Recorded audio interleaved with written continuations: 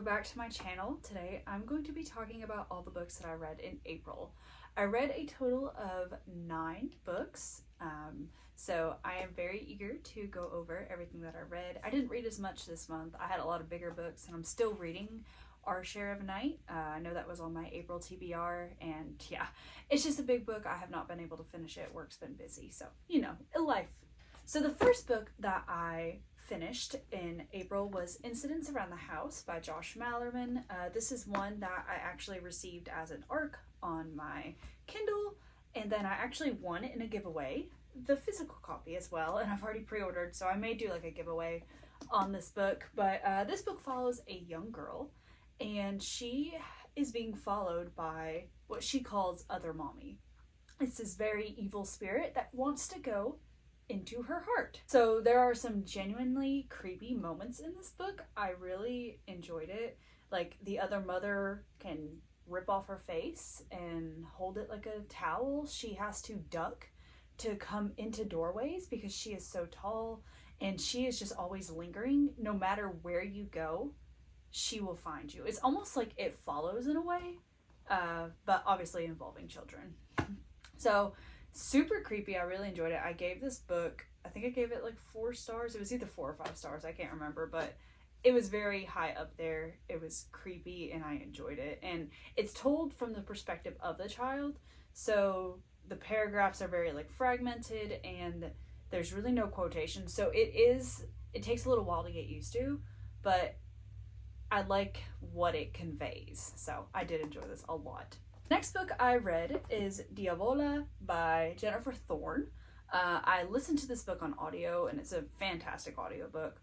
So it's about this woman and her family. They are going to Italy for a vacation. They get on Airbnb and they rent this house. And of course, you know, the taxi driver dropping off our main character to the house is like, oh, you're staying there? So obviously red flags. The second she gets there, she sees people up in like, not the attic per se, but there's like an upper room, and all of her family's out like at the pool. So it's like, who is up there? So the ghosts don't waste time like coming into play. There are some very gross moments in this involving like bugs and maggots and stuff, which was super cool. And yeah, I really liked it. I like how it followed them everywhere as well. I guess I kind of have like a theme going this month of an entity following people and not leaving them alone. But yeah, I really enjoyed this. I think I gave it 4 stars. I enjoyed it. The family is trash. Yeah, this is a horrible family. The best people in this family are the kids. So I highly recommend either reading it or listening to the audiobook because both are fantastic. Next up, we have The Last Days by Adam Neville, and this was at Creep It Real Book Club pick of the month. Our theme was found footage, and this is a very found footage cult-esque book, and I loved it. I gave it 5 stars. The only issue I had with it was the second half of the book was not as strong as the first half, but it was so scary that honestly I was still invested. It was a little long, but I was still invested. Those first scenes, like when they go to France, gave me chills. I gave this book, yeah, I think I said I gave it 5 stars, but I really enjoyed it. I was gonna do a reading vlog, but I got like so sucked into the reading that I forgot to record. So go me. But I do highly recommend this book. And if you are part of my book club, please come tell me what you thought of it. I mean, this was a fantastic read, and I'm looking forward to reading more by Adam Neville. Next up, to continue my found footage theme, I read Found, an anthology of found footage horror stories, and there were like 18 books, like short stories, all written by different like authors. I really enjoyed it. There were a few stories that I didn't really care for, but most of them I enjoyed. Some of them gave me the creeps. Like there's just one where these people are working at a police station and they're like, oh, nothing can mess me up, and I'm like, this one guy's like, oh yeah, watch this video. And ooh, it gave me chills. So there are some really good stories in here. I think I wound up giving this anthology 4 stars. So if you're looking for like a great starting place for found footage horror in book form instead of media, like, you know, movies and such, this is a great start. I mean, it has a wide variety, letter-like found footage. You got camera found footage, YouTube videos. So I did really enjoy it. I think I wound up reading this in like 2-3 days. It was just a quick read. I think it's about 300 pages or so. And yeah, a good anthology of some found footage horror. Oliver, what are you doing, bud? You can't fit through there. The next book I read was on my Kindle, and it was Hill House by Richard Matheson. This is a classic book, I think it's based on Hill House by Shirley Jackson, and this book follows a group of people, and they are trying to prove that there is life after.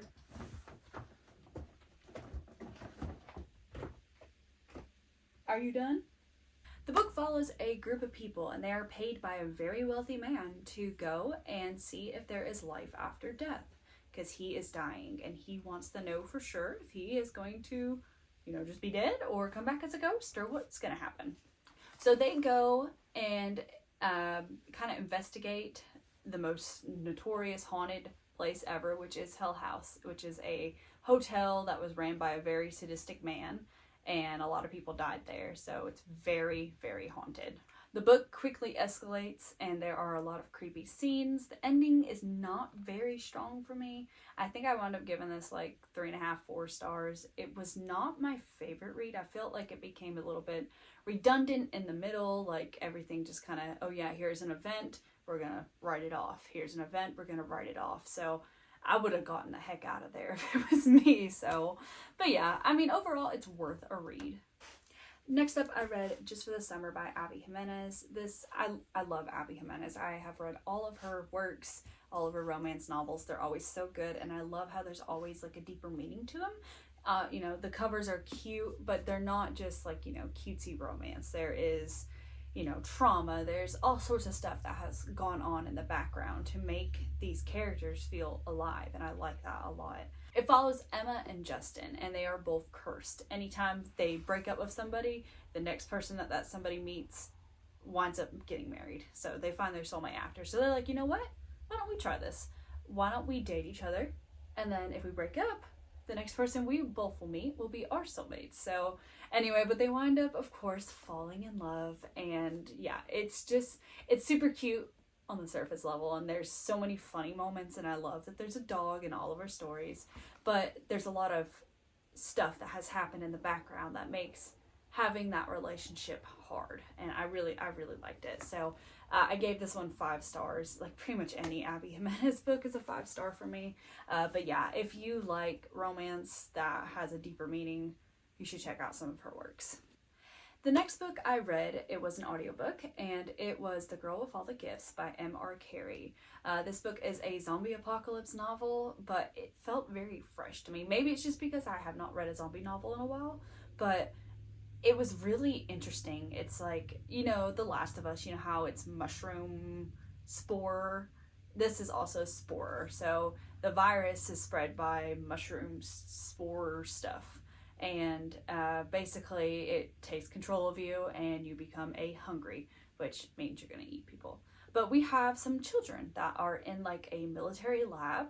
They have it as like a school setting, and these children are hungries, but they haven't lost their brain function. They still think and feel like a human, but they have that hungry drive where they want to eat people. So our main character is Melanie, and she's like the smartest of the smartest.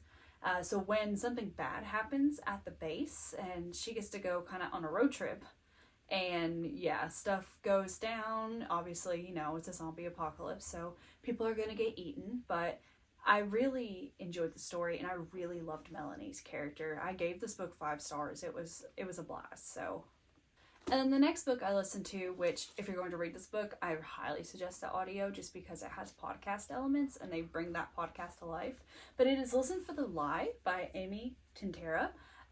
You probably have seen this book floating around Bookstagram, TikTok, but it was a blast. It's about this woman, and like 5 years ago, she was found covered in her friend's blood, and everybody thinks that she did it. She has no memory whatsoever of what happened. So when a podcast comes out, a true crime podcast comes out about this case, she gets fired from her job, her boyfriend dumps her,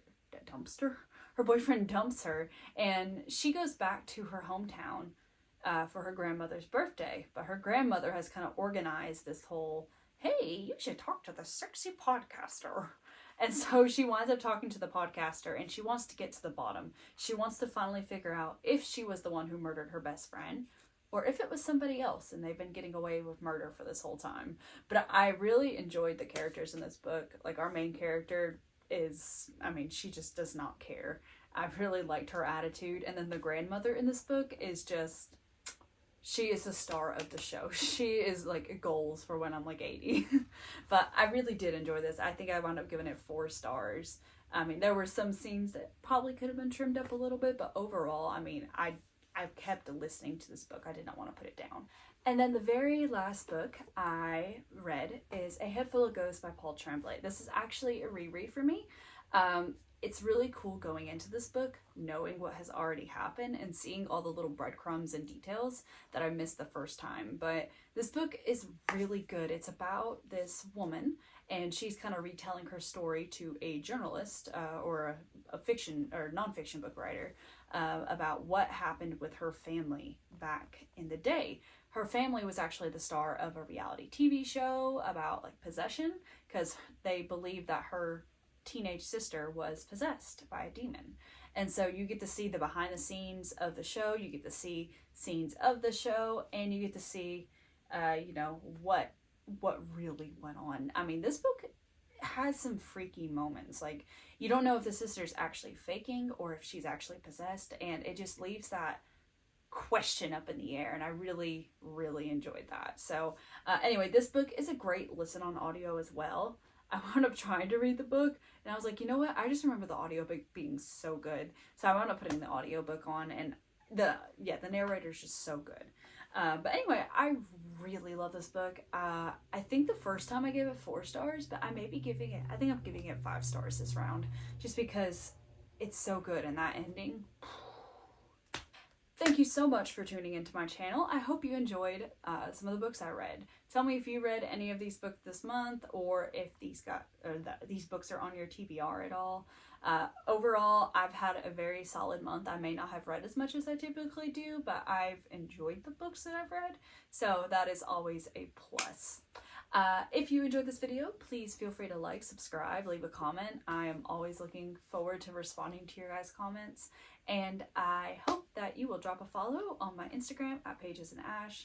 Would love to see you there, and until next time, you guys creep it real.